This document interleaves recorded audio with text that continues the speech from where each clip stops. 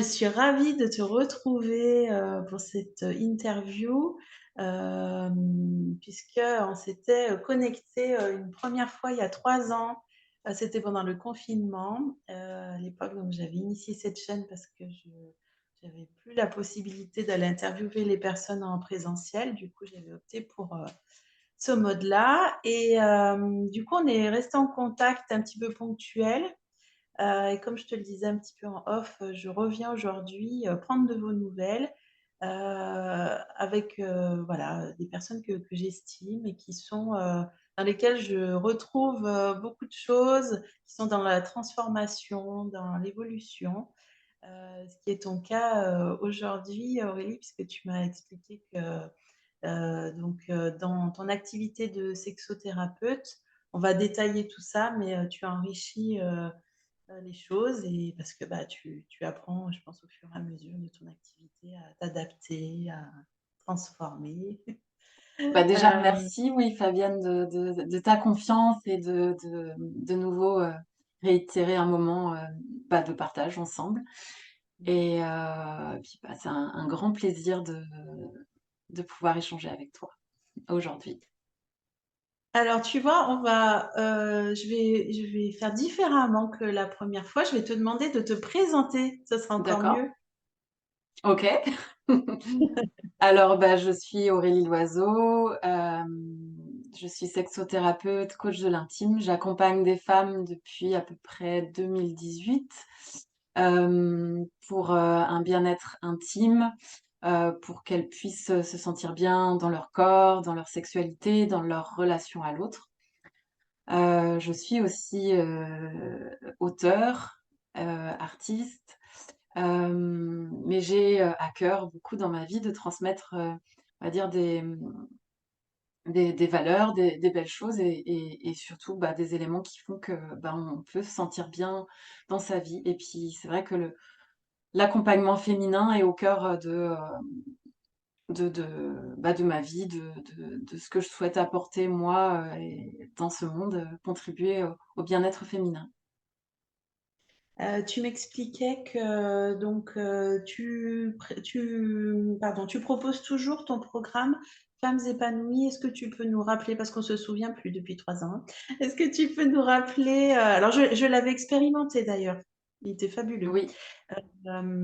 Est-ce que tu peux nous rappeler un petit peu, dans quelle idée tu l'as conçu? Quel était l'objectif? Et puis après, comment il est composé? Alors ce programme, je l'ai conçu vraiment pour qu'il soit complet et qu'il y a vraiment une approche globale pour que, les femmes puissent, bah, déjà, finalement se débarrasser de certaines injonctions, certaines croyances qui sont peut-être programmées, bien ancrées, dans l'esprit, se libérer finalement.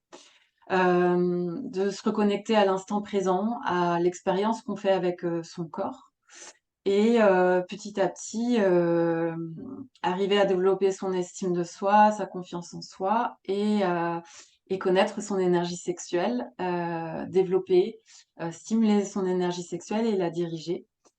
Finalement, tout cela, ça amène aussi à, amener plus de conscience dans sa relation à l'autre, pouvoir, hem, poser ses limites, identifier ses besoins et les exprimer.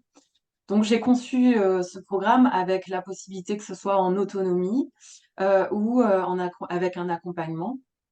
Donc il y a une plateforme sur lesquelles, bah, les personnes peuvent trouver, des audios, des, méditations guidées, hypnose, guidée, des vidéos, des contenus écrits, avec, des activités, des exercices à réaliser et du coup, on va finalement amener, du changement dans le quotidien en mettant petit à petit en place des nouvelles choses, mais aussi on va travailler avec l'inconscient, grâce aux hypnoses et aux méditations guidées.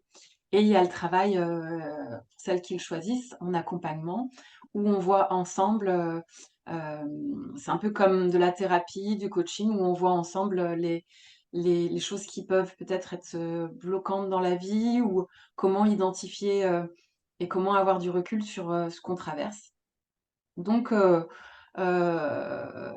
voilà, je sais pas si je réponds entièrement à ta question, mais en fait, c'est un programme qui est très, très large, très complet, mais qui vient, finalement, hem, aider une personne à pouvoir se sentir, libre dans son corps, dans son esprit et à se sentir bien et finalement, rencontrer son énergie féminine et son énergie sexuelle.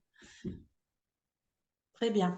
Est-ce que tu parles de croyances limitantes, donc du coup par rapport au plaisir et au désir féminin, est-ce que tu peux nous en dire deux mots, nous Ah, expliquer ce que tu entends par là?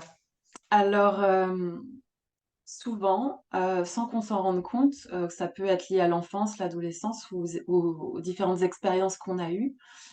On peut, du coup, avoir l'impression que la sexualité, c'est pas quelque chose qui est, bon. On peut avoir, l'impression que c'est quelque chose de sale, comme on peut aussi, finalement rester bloqué sur, le fait que, bah, une femme qui a une sexualité, bah, c'est une femme qui est pas forcément, une femme qui j'aime pas trop employer ces mots, mais ça on peut avoir ça en nous, se dire: «Bah, une femme qui aime le sexe, c'est une salope», une femme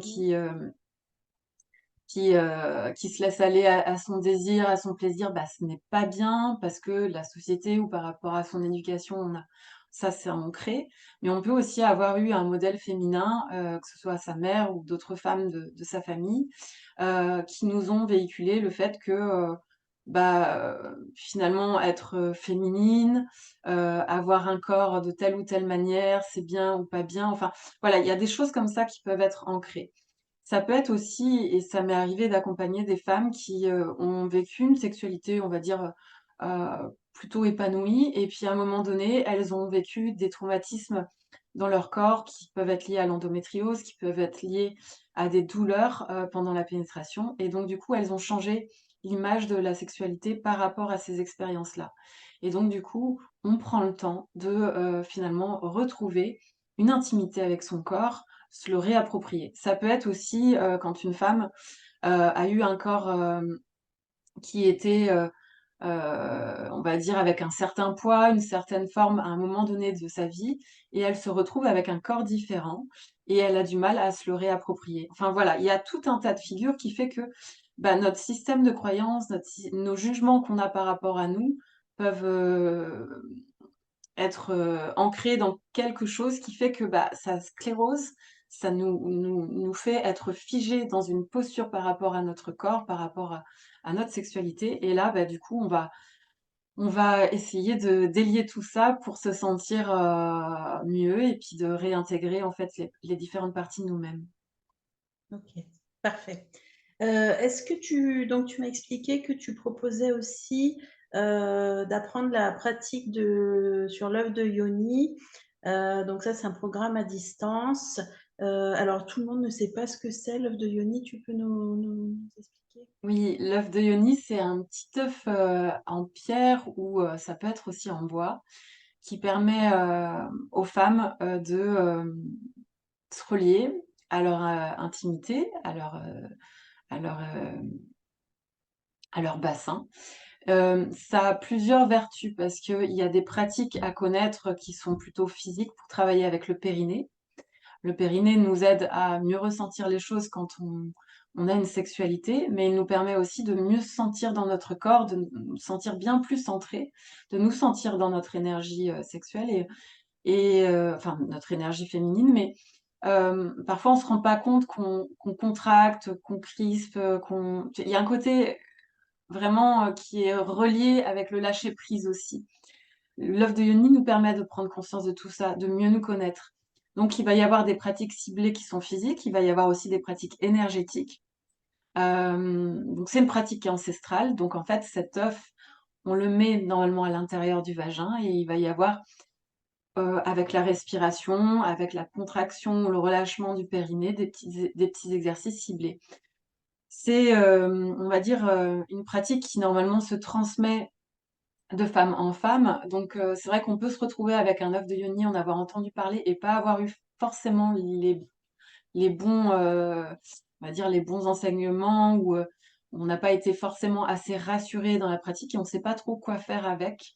Donc, ce programme-là que j'ai créé, il sert vraiment à ça, de savoir, de connaître et de pouvoir pratiquer en toute autonomie.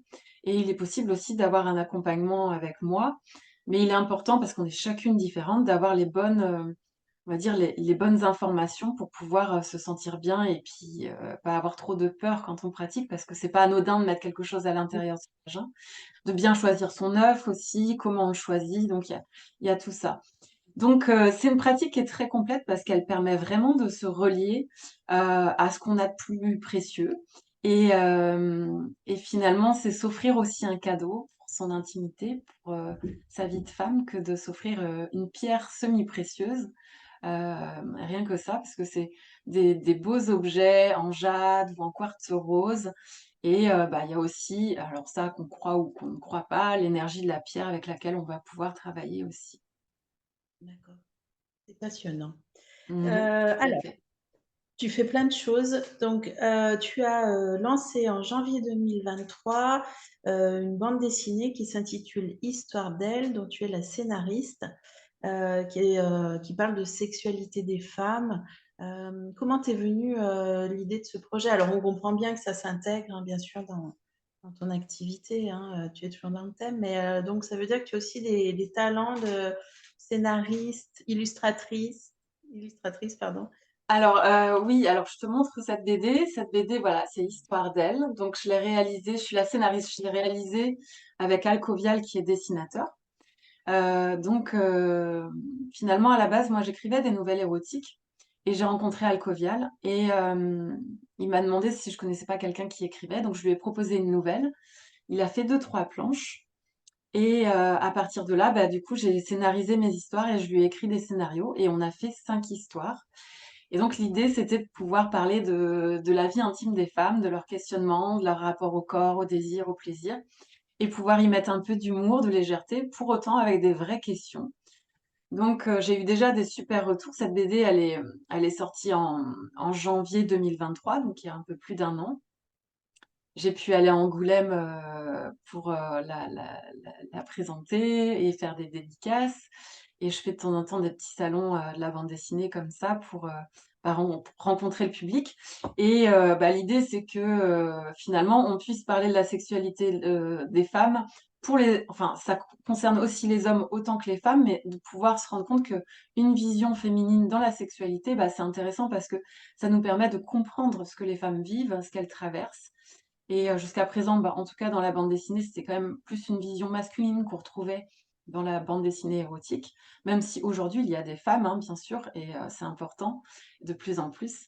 Mais bah, moi je trouve que c'est important dans la littérature ou le monde, du livre de pouvoir retrouver, bah, ces sujets-là avec, le regard féminin et pour autant, bah, là, c'était un dessinateur homme et c'était intéressant de travailler avec lui et d'avoir, nos 2 univers qui se sont mêlés et bah, voilà, je suis très heureuse finalement d'avoir, créé ce projet-là avec lui et de pouvoir le partager aujourd'hui.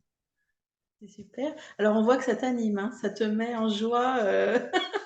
Moi, Et je suis très heureuse de ce que je fais. Je me dis tous les jours que j'ai de la chance. Mmh. bah, alors ça, c'est un beau message aussi. Mmh. Du coup, comment est-ce qu'on peut se procurer cette magnifique bande dessinée? Bah, dans toutes les librairies, donc si votre libraire ne l'a pas, vous pouvez commander auprès de lui, mais Fnac, librairie, petite librairie, voilà ou sur internet, voilà, Sur internet? c'est très facile. Parce que tu as un site qui s'appelle Un monde sous ma jupe, c'est ça, j'ai bien compris? Moi, j'ai un site qui s'appelle Un monde sous ma jupe qui est, donc relié à mon activité de sexothérapeute. D'accord. Il y a un lien pour se procurer la BD sur mon site, mais sinon, bah, mon éditeur s'appelle Tabou, donc on peut retrouver sur son site, aussi, la BD Histoire d'elle au pluriel. Sinon, bah, voilà, sur toutes les plateformes, où il y a des ventes de livres, on peut la commander aussi. D'accord, super. Alors, pour l'avenir, tu as encore de nouveaux projets.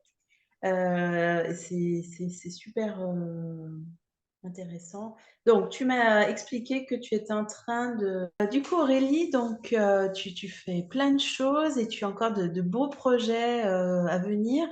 Donc, tu m'as expliqué que tu avais rédigé des recueils de nouvelles érotiques que tu vas illustrer. Est-ce que tu veux nous en dire deux mots et nous dire quand est-ce que la parution est prévue?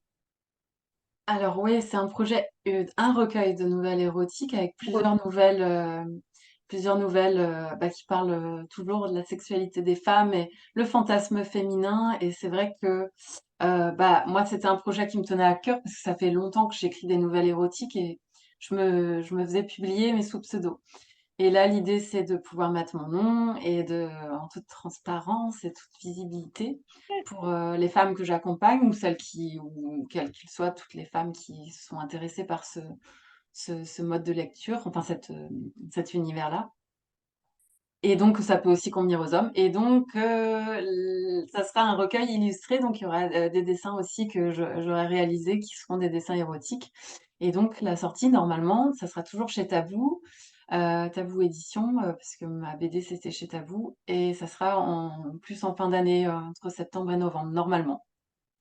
Super, d'accord. Oui, voilà, c'est un recueil qui contiendra différentes nouvelles érotiques. Le Ouais, fait c'est que ça. tu publies avec ton nom, c'est audacieux, ça. C'est sûr que Ouais, mais oui, si on a quand même des écrivaines qui ont écrit des ouvrages avec leur nom, mais c'est vrai que c'est audacieux, c'est bah, c'est c'est un audacieux. choix, hein, le pseudo, mais c'est vrai que bah, aujourd'hui, ça fait Ben quand oui, même plusieurs années que je suis sexothérapeute, que c'est complètement assumé. Mes proches connaissent mon activité. Et c'est vrai que bah, parler aujourd'hui de la sexualité des femmes, c'est mon cœur de bataille quelque part. Et donc, bah voilà, mon nom. Mm. très bien. Donc on attend, du tu as dit septembre, oui, la rentrée quoi, on Septembre, attend. novembre, ouais, voilà, à l'automne sûrement. Enfin, je vais Super. tout faire pour que ça sorte là cette année.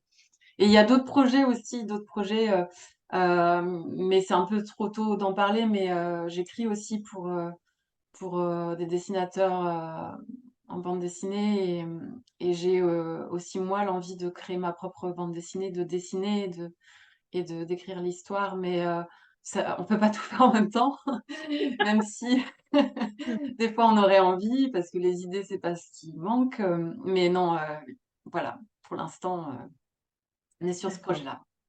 super. Tu m'as expliqué aussi que tu avais un projet de podcast qui arrive bientôt. Oui. Oui. Alors, podcast, oui, donc le 2 avril, la sortie du podcast. Donc, je ne sais pas encore si je vais allier les vidéos avec, parce que tu sais, il y a des podcasts qu'on peut enregistrer et puis se filmer en même Oui. temps et du coup faire une chaîne YouTube aussi grâce à ce podcast. Donc, je vais voir comment. Mais en tout cas, ça va sortir là d'ici peu, le 2 avril. Donc, l'idée est toujours, et là, ça sera avec le nom Un monde sous ma jupe, c'est de parler du désir, du plaisir, de l'intime féminin. Et du coup, ça concerne aussi les hommes, hein, malgré tout. Mm. Donc je vais répéter ce que je t'ai dit en off. Je trouve que tu es un modèle féminin très inspirant pour les générations qui sont là, euh, parce que ben voilà, tu fais preuve d'audace, tu assumes tes idées, tu assumes de parler d'un sujet, mais on est en 2024, mais c'est pas toujours évident d'en parler Mm. librement. Et au-delà de ça, tu développes toute ton activité autour de ce thème. Donc, je te trouve, félicitations, c'est vraiment Bah, super chouette je te de voir une remercie, femme Fabienne. qui déploie tous ses talents. Vraiment, c'est admirable. Et on parlait aussi en off de résilience, d'alignement, de travail sur soi. Alors, je pense que par rapport à ton activité, c'est peut-être des choses. Est-ce que tu as l'impression d'avoir travaillé sur toi, d'avoir lassé ton activité, ou c'est un travail quotidien de remise en question, de réalignement, de se dire: «Est-ce que je suis dans la bonne posture?» comment tu vois les choses? Alors, c'est vrai que j'évite d'utiliser le mot travail, même si je suis des fois on est obligé, mais c'est vrai que, j'essaye en tout cas de voir ça plus comme, pour moi, on a toujours à évoluer. On a toujours à transformer, à faire bouger en soi des choses en fonction de ce qui se présente dans notre vie, en fonction des difficultés qu'on rencontre. Mais j'essaye le plus possible, en tout cas, de me servir, bah, des outils que j'ai, que j'acquiers au fur et à mesure du temps, parce qu'en fait, on en apprend tous les jours et d'être toujours dans cette évolution permanente et de se dire que, bah, jamais rien n'est figé et j'essaye en tout cas d'appliquer ça dans ma vie, de faire en sorte que, bah, tout ce que je traverse, bah, j'essaye d'y trouver, enfin de voir les fruits de ce que ça m'apporte. Plutôt que de rester focalisée sur ce que ça m'enlève ou ce que je perds ou ce qui est douloureux ou la souffrance que ça amène. J'essaie vraiment toujours d'être dans cette résilience, de se dire: «Bah, comment je peux transformer les choses?» Et c'est vrai qu'on en parlait en off.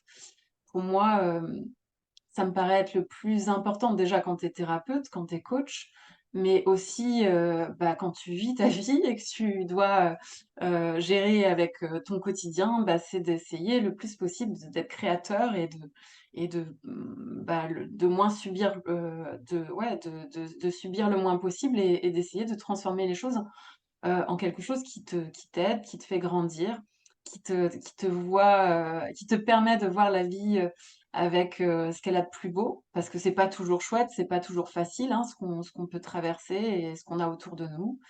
Mais, en tout cas, on a cette faculté en tant qu'être humain de créer du beau et du bon et de l'amour et pour moi, ça, c'est moteur.